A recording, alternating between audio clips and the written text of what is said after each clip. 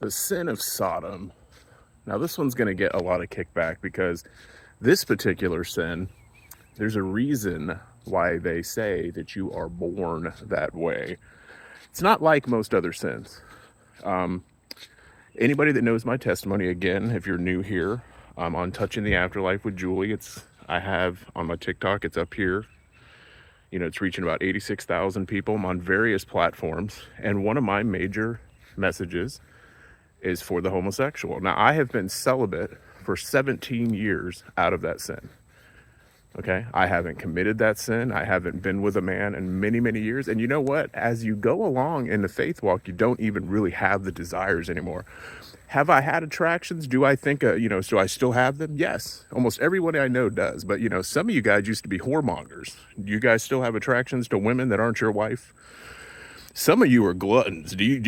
That's another sin that's overlooked in the church. Y'all still like to eat, but you don't do the things anymore that you used to do because the Bible says, so were some of you, right?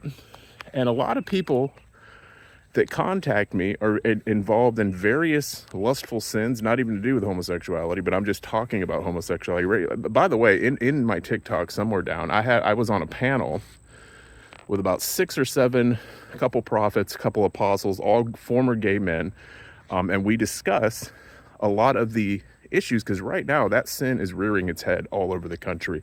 You have a lot of people that want to accept this lifestyle. First of all, I tell people, and this is kind of graphic, sodomy is God's way of telling you that it's not right. I want to ask something for all you homosexuals that are going to be watching. Is it normal behavior? When you really analyze it, is it really normal for you when you're playing top and bottom to not eat a meal because you're afraid you're going to defecate on your partner during sex? Is that normal, natural behavior? Just ask yourself that. Because there's a lot of people that come out of that lifestyle and go right back into it because the pull is very strong. It's a very strong spirit. It tends to be in generational lines. I've casted out demons from people all over, okay? The facts is that you can live a clean life, and it gets better. There's some people that are divorced and remarried, they decide never to remarry again. There's people that were whoremongers and fornicators that have been celibate for years, and over time, you lose the desire for it. When I first got saved, it was a struggle, just like a lot of you men out there. There's a lot of men that struggle with pornography for 5-10 years, and then as you keep going, the desire kind of leaves you.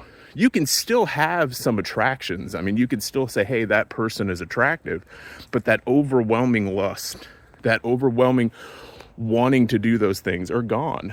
And it takes time. It's called the renewing of the mind, and it's with anything. Take any habit, take any sexual preference. Because like I said, I talk about that there was a man, he was taken up into heaven, and he was shown all kinds of people struggling with all kinds of different, what I call sexual, perversions, whether it was bestiality, pedophilia, homosexuality. And the guy struggled himself with masturbation, and he couldn't imagine that God would bring him before him and tell him to go help his people. And this is God's heart. He understands that we've grown up in a generation where most of us don't even, you can't go to church, and most churches now don't even talk about generational curses. They don't talk about family line iniquities or any of that. And the church has been so watered down.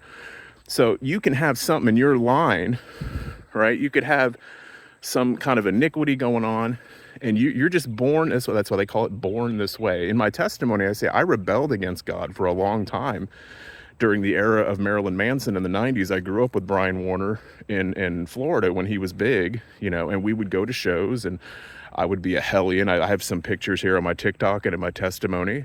And I rebelled against God because I thought that God's cruel joke was that he made me gay. And I was this rock star guy. I have all these tattoos.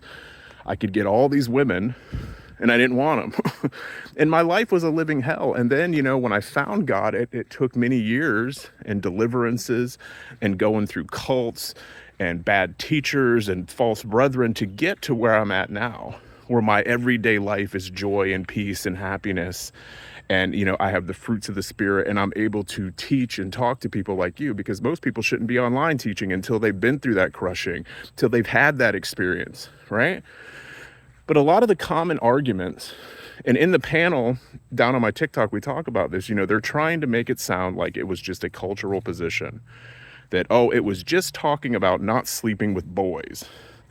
Even though Romans 1 tells you very clearly that man gave himself over to man and woman to woman. The Greek words, it does not say boy. Okay. And like I said, sodomy tells you that it's unnatural. That is not a natural behavior. It's not meant for that. And like I said, when people talk, another common argument is they'll use Sodom and Gomorrah, because yes, that there was sins going on in Sodom. There's other books that talk about this that are not inside the Bible, that yes, the culture was wicked. It treated the poor horribly. But, then they forget, like in other parts of the Bible where it talks about chasing after strange flesh. All right. And sodomy is a nasty thing. I mean, come on. I mean, you guys, you homosexual men, you have to be afraid of that kind of action happening during sex. It tells you it's not natural. It's nature's way. But listen, for those of you that, I'm not talking to people that are going to come on here and say, that homosexuality is great and everything. Listen, I understand most homosexual males that I've dealt with in my life, because I was in the world, I was considered a kind of a rock star guy, and I slept around with a lot of people. I partied with a lot of people. I did a lot of drugs. I went into a lot of clubs where people would throw themselves at me because of the way I looked. Almost all of them either had a lack of a father figure growing up, or they were molested as kids. It's just something that I'm a psychology major. I have multiple degrees. It's just a correlation that I've noticed. I'm not saying that all of them were like that, but most of them. I've slept with people that have been on television shows that cater to homosexuals. I've been around, right? And it's a hard sin to come out of, because it's so ingrained in your identity. So anybody that's watching this, that's struggling with that sin, needs somebody to talk to, a big brother, someone to help them. You can contact me just like I tell anybody else to contact me that is struggling with things. Because like I said, my primary ministry, one of the visions that was given to me was I was on top of a mountain and I came down as an eagle and I was helping people out of pits. Okay. This was long before I did my testimony that's reaching almost 100,000 people. So I have a calling and a particular path that I'm on. Now I'll do teachings and I'll mock religious people and I'm open for questions, but I mean, I'm here for the homosexual. I'm here for the prodigal. I'm here for the backslider, because my testimony shows you that you can come from the absolute darkness and come into the light. And it didn't happen overnight. A lot of you, like I said, that contact me, you've been saved 2-3 years, you got involved with religion, you fell away. It's because you didn't know when you got involved with this that you were going to be dealing with the hordes of hell attacking you and all the different denominations and stuff. So God's merciful towards you. He's merciful that you want to try and come back. But a lot of you homosexuals are going to try to go back to that sin because it's such a powerful pull on you. And you're going to listen to liars online, and there's quite a few of them, that'll tell you that it's okay to do those things, that Jesus himself did not mention it. Jesus wrote the Torah. Jesus is the Torah. Leviticus tells you that you're not to sleep with men. It's not just boys, okay? Paul tells you that it's one of the sins. Now, a lot of people use these arguments that the word, the Greek word doesn't mean what it means. You can go to any actual Greek scholar and this will be debunked. I'm not sitting here to do that. Like I said, I do have a panel that I was on that's on my TikTok where we discuss that. But